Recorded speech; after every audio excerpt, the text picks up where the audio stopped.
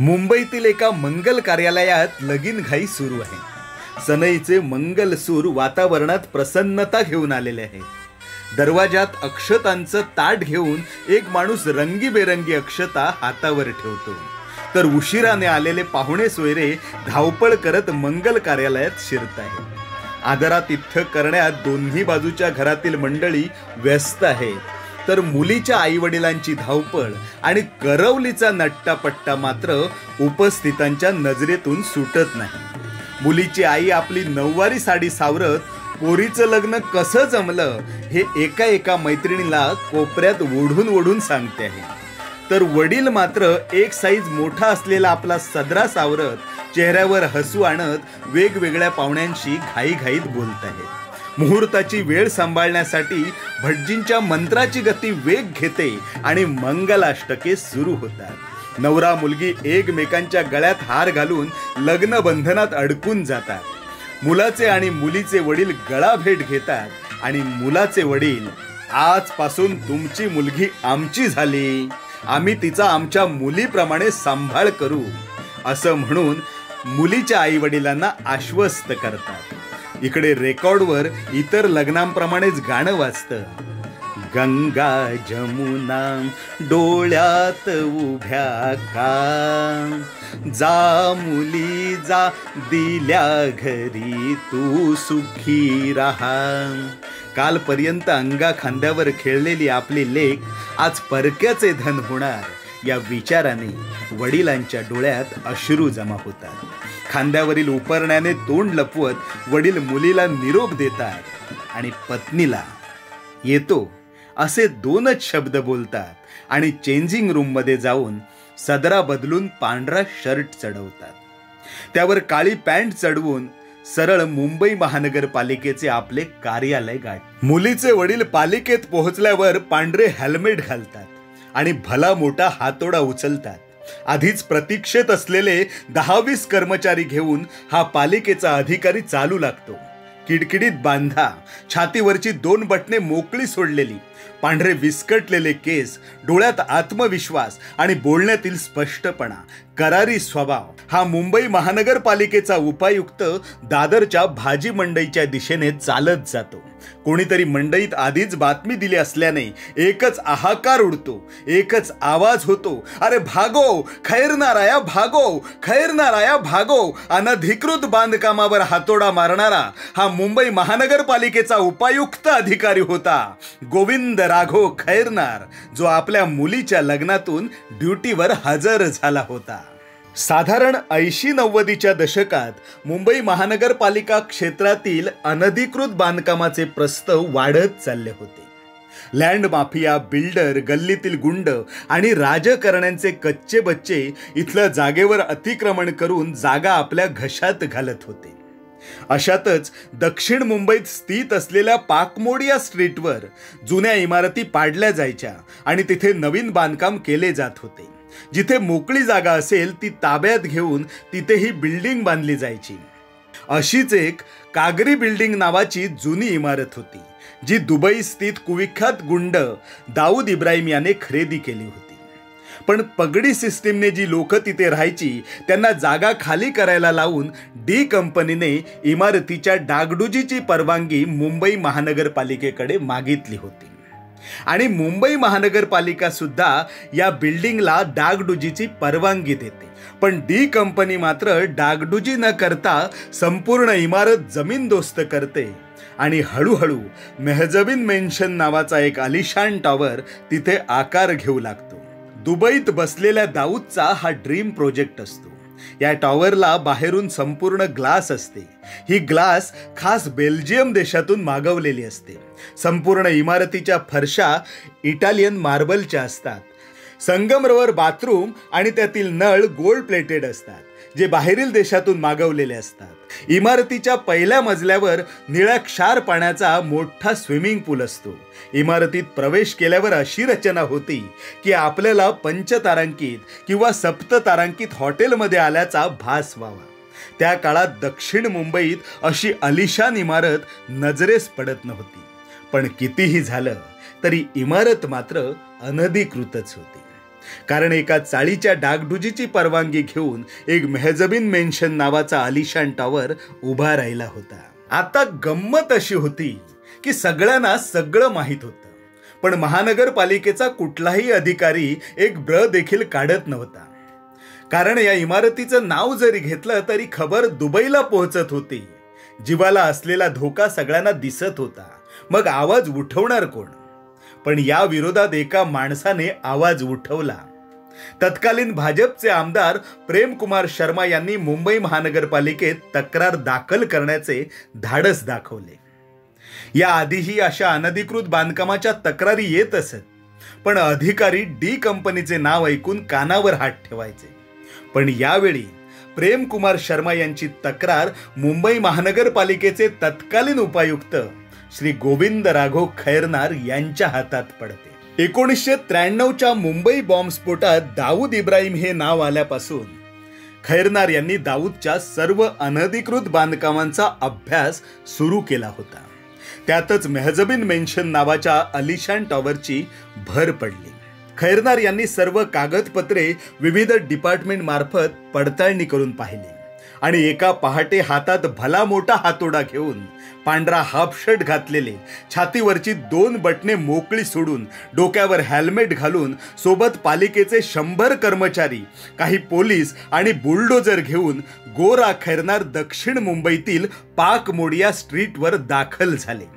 गल्ली बोळातून एकच आवाज झाला, अरे खैरनार आया भागो, खैरनार आया भागो. एकच पळापळ सुरू झाली. राजकीय वर्तुळात एकच खळबळ उडाली. हिंदुस्थानातील शेकडो पत्रकार पाक मोडिया स्ट्रीटवर दाखल झाले आणि खैरनार मेहजबीन मेन्शन इमारतीत पोहोचले देखील.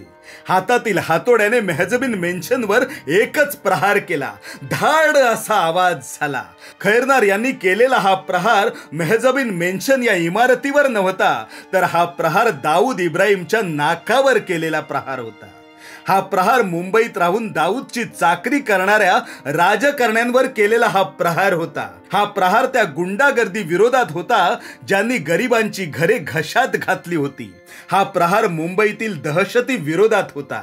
एका सर्वसामान्य घरातून आलेल्या एका अधिकाऱ्याचा हक्क काय असतो हा सांगणारा हा प्रहार होता. संध्याकाळपर्यंत मेहजबीन मेन्शन टॉवर एका ढिगाऱ्यात जमा होतो आणि घराघरातून बायका मुलांची एकच झुंबड रस्त्यावर उडते. वर्तमानपत्र, टीव्ही, रेडिओ सर्व माध्यमात एकच चर्चा रंगू लागते. एकच प्रश्न होता, कोण हा गोरा खैरनार? जमीन माफिया, बिल्डर लॉबी, राजकारण्यांचे बालबच्चे यांच्या अनधिकृत बांधकामांचा कर्दनकाळ. तत्कालीन राजकारणात भूकंप आणून मुख्यमंत्र्यांच्या खुर्चीचे खूर ढिले करणारा एक अधिकारी काय करू शकतो याची जाणीव संपूर्ण भारत देशाला करून देणारा किडकिडीत बांध्याचा हा वजनदार अधिकारी होता मुंबई महानगरपालिकेचे तत्कालीन उपायुक्त सन्माननीय श्री गोविंद राघव खैरनार अर्थात गोरा खैरनार. बस नाम ही काफी है. नमस्कार मित्रांनो, मी प्रणय राऊत. प्रेरणा क्रिएशन्स माझी कविता या आमच्या यूट्यूब चॅनलच्या माध्यमातून आज ध्येयवेडी माणसे या सदरात माजी पालिका अधिकारी गोविंद राघव खैरनार यांच्याविषयी जाणून घेत आहोत. गोविंद राघव खैरनार यांचा जन्म दिनांक 14 एप्रिल 1942 रोजी नाशिक जिल्ह्यातील देवळा तालुक्यातील पिंपळगाव वाखारी या ठिकाणी एका शेतकरी कुटुंबात झाला. गोविंद यांचा जुळा भाऊ पिढीजात वाट्याला आलेली शेती करत गावीच राहिला. तर जीवनात आपल्याला काहीतरी करायचे आहे या ईर्षेने गोविंद यांनी नाशिकच्या भिकुसा यमसा क्षत्रिय वाणिज्य महाविद्यालयातून मराठी माध्यमात पदवीपर्यंतचे शिक्षण पूर्ण केले. या महाविद्यालयात त्यांना आदर्श विद्यार्थी म्हणून सन्मानित देखील करण्यात आले. शिक्षण पूर्ण केल्यावर गोविंद यांनी राज्य लोकसभा आयोगाची परीक्षा दिली आणि उच्च विभागातील कारकून या पदावर ते रुजू झाले. शासकीय सेवेत 10 वर्षे काम केल्यानंतर गोविंद मुंबई महानगरपालिकेत रुजू झाले. पालिकेत 1976 साली ते वार्ड ऑफिसर म्हणून नियुक्त झाले. मुंबई महानगरपालिका क्षेत्रात अनधिकृत फेरीवाले आणि अनधिकृत बांधकामांवर कारवाई हा एककलमी कार्यक्रम त्यांनी सुरू केला. पण पुढे सर्वसामान्य अधिकाऱ्यासोबत जे होतं तेच झालं. गोविंद यांच्या या कारवाईने राजकारणी, त्यांचे चेले मंडळी, गुंड प्रवृत्तीची लोक, बिल्डर लॉबी दुखावले जाऊ लागले. माटुंगा दादर परिसरात असलेल्या अनधिकृत बांधकामांवर गोविंद यांचा हातोडा पडतच होता. मात्र सोबतच गोविंद यांचे नवनवे शत्रू निर्माण होत राहिले. त्यातच त्या काळात भाई समजल्या जाणाऱ्या वरदाराजन मुदलियार उर्फ वरदा भाई याच्या अनधिकृत बांधकामावर गोविंद यांनी हातोडा टाकला आणि 1985ला गोविंद राघो खैरनार यांच्यावर मुंबईत जीवघेणा हल्ला झाला. रिव्हॉल्वर मधील 2 गोळ्या त्यांच्या पायाला लागल्या. पायाला गोळी लागून खैरनार जखमी झाले खरे, पण खैरनार झुकणारे मुळीच नव्हते. ते अजून जोमाने उभे राहिले, जोमाने काम करू लागले. त्यातच 1988 साली श्री सदाशिव तिनकईकर हे नवे पालिका आयुक्त म्हणून रुजू झाले आणि तिनकईकर यांनी गोविंद यांना उपायुक्त पदावर बढती देखील दिली. या काळात मुंबई वेगात बदलत होती. विकासाचे वारे जोमाने वाहत होते आणि अनधिकृत बांधकामाला पेव फुटले होते. मिळेल त्या मोकळ्या जागेत बिल्डर, फेरीवाले, राजकारणी आणि गावगुंड अनधिकृत बांधकाम करून जमीन आपल्या घशात घालत होते. शहराच्या चौका चौकात फेरीवाले आपले बस्तान बसवत होते. आयुक्त श्री सदाशिव तिनकईकर आणि त्यानंतर आलेले नवे आयुक्त शरद काळे यांनी खैरनार यांना बळ दिले आणि गोरा खैरनार यांची अतिक्रमण विरोधी मोहीम जोरदार सुरू झाली. पांढरा हाफ शर्ट, छातीवरची 2 बटणे मोकळी सोडलेली आणि डोक्यावर हेल्मेट घातलेले खैरनार साहेब हातात भला मोठा हातोडा घेऊन मंडई, मार्केट, बिल्डिंग हटवायला स्वतः रस्त्याने चालत जात. खैरनार साहेब येत आहेत असे 2 शब्द जरी कानावर पडले तरी फेरीवाले आणि अनधिकृत बांधकाम करणाऱ्यांचे धाबे दणाणले जायचे. खैरनार आया भागो, खैरनार आया भागो ही आरोळी सगळीकडे ऐकू यायची. जिथे पोलीस दंडुका घेऊन घुसायला घाबरायचे, तिथे खैरनार हातोडा घेऊन बिंदास घुसायचे.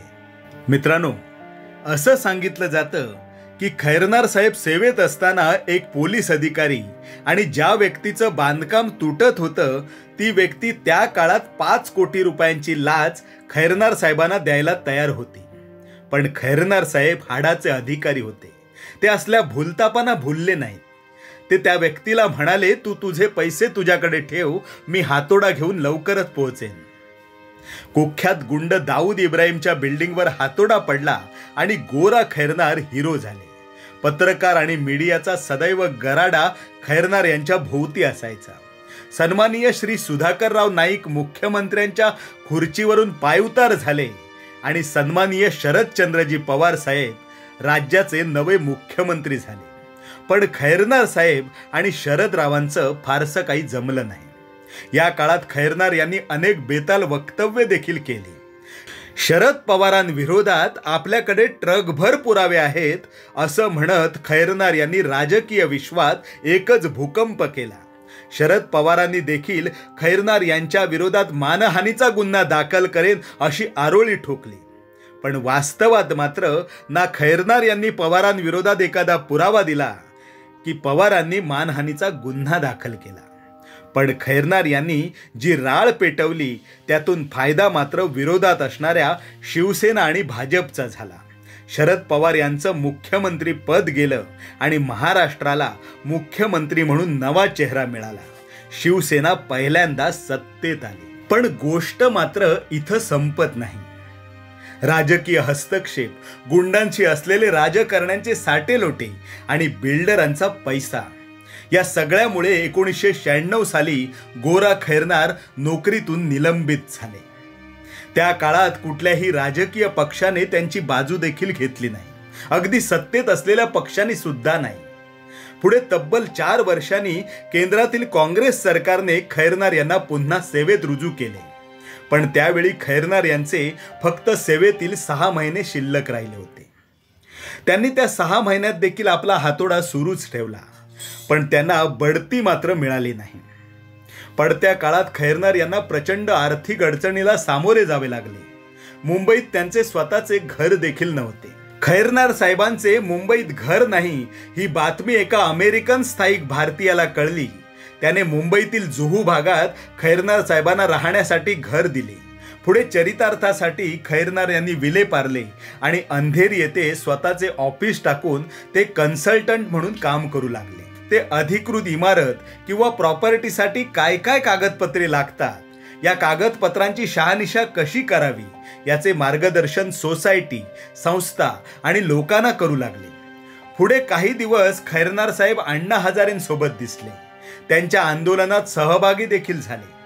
पण काहीच दिवसात ते अण्णांपासूनही दूर गेले. मिसेस खैरनार यांच्याशी लग्न करून त्यांनी सुखाचा संसार केला. त्यांना 2 मुलं देखील आहेत.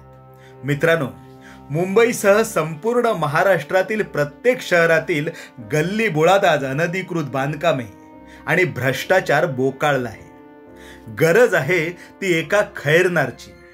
पण समजा असा खैरनार जर झालाच तर राजकारणी त्याला किती काळ टिकू देतील हा देखील प्रश्नच आहे.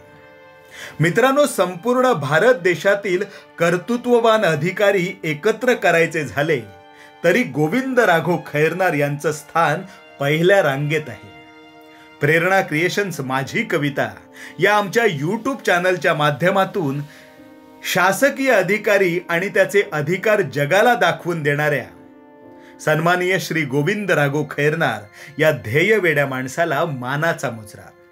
मित्रांनो, आमच्या प्रेरणा क्रिएशन्स माझी कविता या चॅनलवर जर आपण नवीन असाल तर चॅनलला लाईक करा, सबस्क्राईब करा. मी प्रणय राऊत आता आपली रजा घेतो. लवकरच भेटूया एका नव्या व्हिडिओसह. धन्यवाद.